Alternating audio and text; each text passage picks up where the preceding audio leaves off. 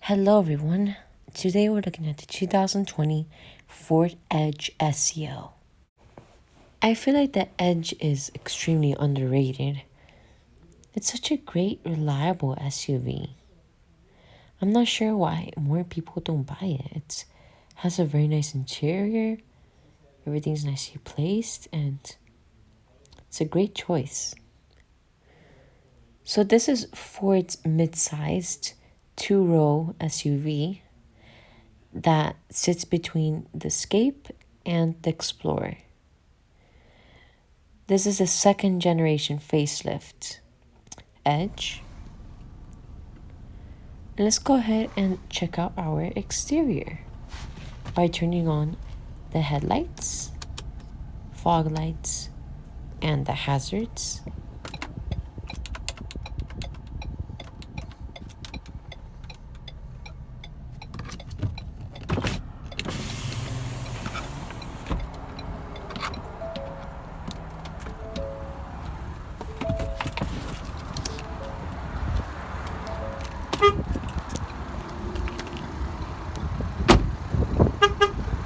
This exterior color we're looking at is known as Agate Black.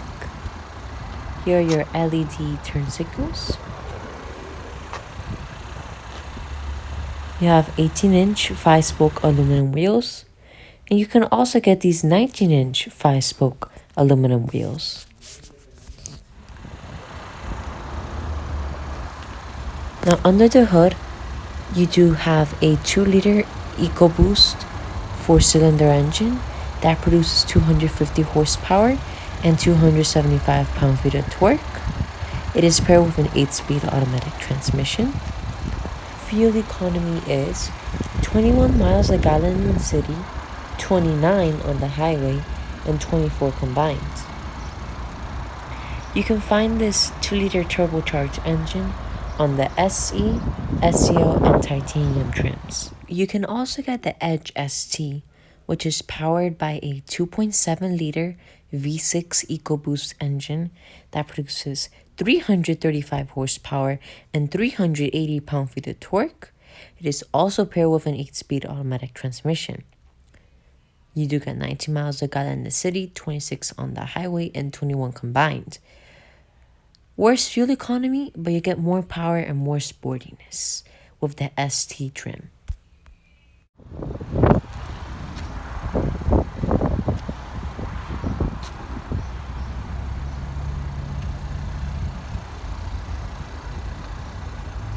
You do get keyless entry.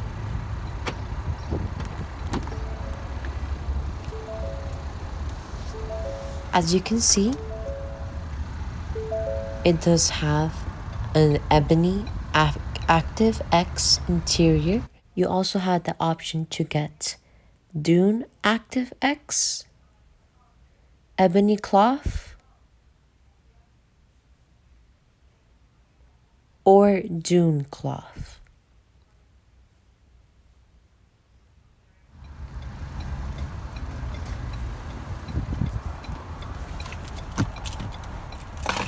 Let's go ahead and close the door. Nice and solid. Roll up the window. Turn off our headlights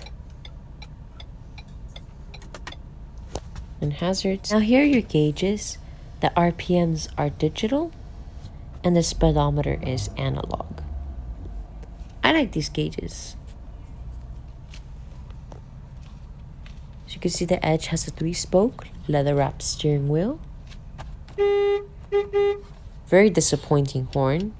Your 8-speed automatic transmission is controlled by this rotary dial. And when you place it into reverse, backup camera disappear with trajectory lines to determine where you turn the steering wheel. And this backup camera is of very high resolution.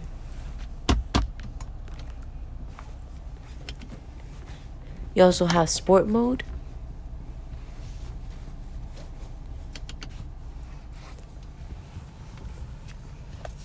You have all your steering mounted controls right here to interact with your 2 screens and the infotainment system.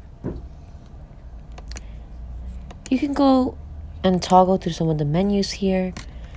On the left screen, your distance to empty, speed, tire pressure, tachometer, fuel, temperature gauge. And here on the right, you can also go through some menus if you have your phone connected. And you can also see what radio station is playing. Here's your engine start stop button. You do get 2 air vents right here. I have to say the plastic around the infotainment system is very cheap looking. That's the only thing I don't like about the interior. But this Sync 4 infotainment system is amazing. You have your audio right here, your climate controls,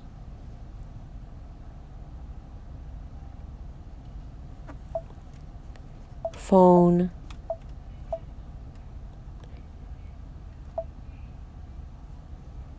and you also have your climate controls down here,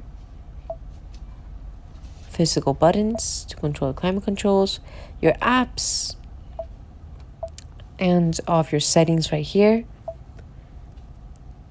I really like the noise that the touchscreen makes when you press a button or press a menu. It's a very nice, calm noise.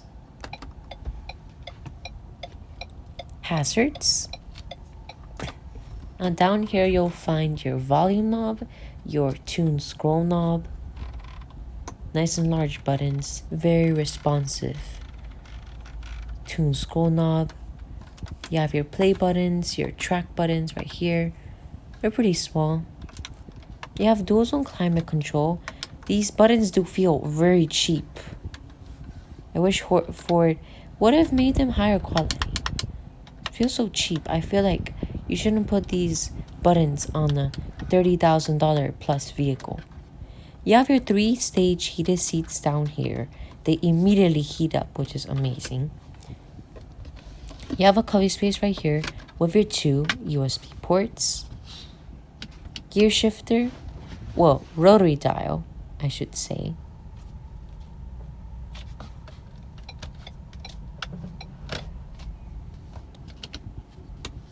You have your electronic parking brake right here.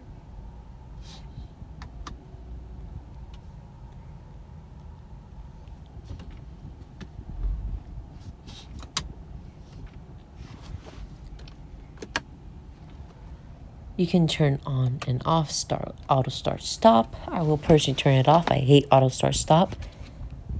Little cutout to put your phone, 2 cup holders, your armrests, little cutout right here. You can take the plastic piece off to get more space, and you also have a 12-volt power outlet tucked right in to the armrest. Very nice plush leatherette seats. You have your glove box, nice and large.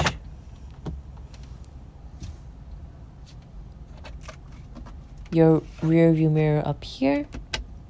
2 lights. Sadly, they're not LED lights.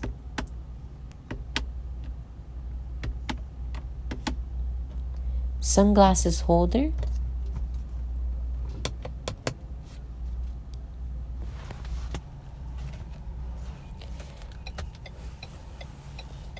And I believe that's all for the main cabin of the Edge. Very nice, smooth steering, responsive, crisp handling.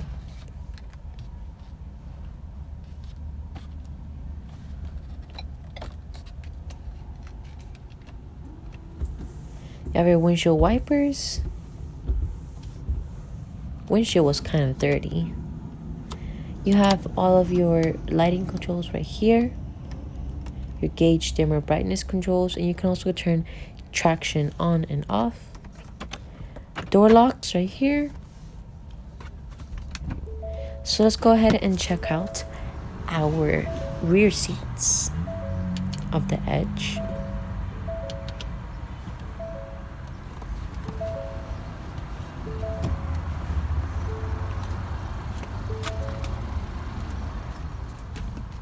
take our key fob with us.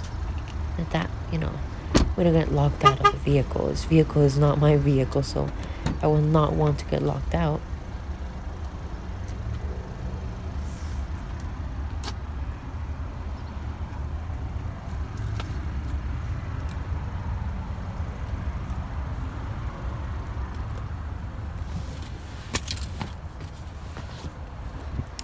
The seat is lined up with the B pillar, and I have plenty of space back here. Lots of room to stretch my legs, to be comfortable. You have your 2 pockets right here with your 2 air vents, little cutout, 12-volt power outlet, and a very nice and plush center console. It is a little bit on the smaller side, but it's still plush. You also have 2 cup holders integrated into the armrest. A light up here. And here is what it looks like from the rear seats. Now let's go ahead and check out the cargo space. Now, since this is the SEL trim, I thought there was going to be a power lift gate, but turns out it's a manual lift gate. Just a little bit disappointing, but it's also kind of good because it doesn't break, but it isn't as convenient. You have your privacy cover, and as you can see, there's lots of room back here. You also have a spare tire. Very nice all-weather floor mats. You can also fold down both of the rear seats from back here.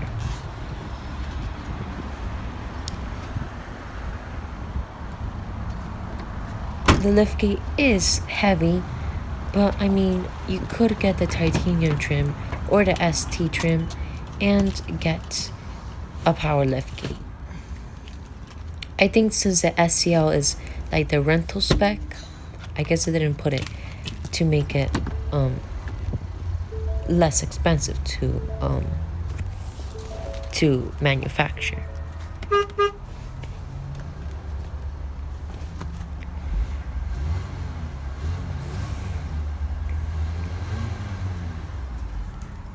Nice sound from the 2-liter turbocharged EcoBoost engine.